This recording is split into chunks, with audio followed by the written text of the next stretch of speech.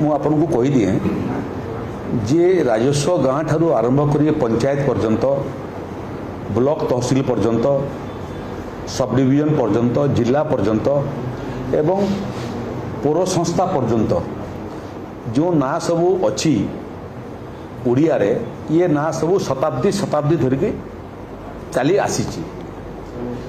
କୌଣସି ଜାଗାର ନାଁ ପରିବର୍ତ୍ତନ କରିବା ପାଇଁ ହେଲେ ରାଜ୍ୟ ସରକାର ଗୃହ ବିଭାଗ କେନ୍ଦ୍ର ସରକାରଙ୍କ ପାଖରେ ଉପସ୍ଥାପନା କରିଥାନ୍ତି, ସେଠୁ ଅନୁମୋଦନ ହେଲା ପରେ ହେଇଥାଏ।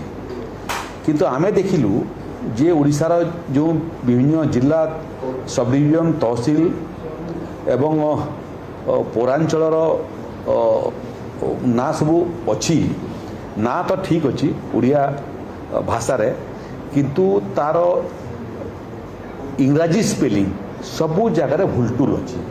ଇଂରେଜ ଶାସନ ଅମଳରୁ ଯେହେତୁ ଇଂରେଜମାନଙ୍କର ପ୍ରୋନାଉନ୍ସିଏସନ୍ ଉଚ୍ଚାରଣ ଏବଂ ଆମର ଉଚ୍ଚାରଣ ଭିତରେ ଫରକ ଅଛି, ଫୋନେଟିକ୍ସ କହନ୍ତି ତାକୁ ଇଂରାଜୀରେ, ଆମେରିକାନ ପ୍ରୋନାଉନ୍ସିଏସନ୍ ଭିନ୍ନ, ଇଂଲିଶ ଲୋକଙ୍କର ପ୍ରୋନାଉନ୍ସିଏସନ୍ ଭିନ୍ନ, ଚାଇନିଜ ଲୋକଙ୍କର ପ୍ରୋନାଉନ୍ସିଏସନ୍ ଭିନ୍ନ, ବିଭିନ୍ନ ଦେଶର ଭିନ୍ନ ଭିନ୍ନ ପ୍ରୋନାଉନ୍ସିଏସନ୍। ତେଣୁ ସେମାନେ ଇଏ ବିଭିନ୍ନ ଅଞ୍ଚଳର ନାଁକୁ ଯେଉଁଭଳି ଭାବରେ ଉଚ୍ଚାରଣ କରୁଥିଲେ ସେଭଳି ଭାବରେ ଇଂରାଜୀ ସ୍ପେଲିଂ କରିଦେଇଥିଲେ।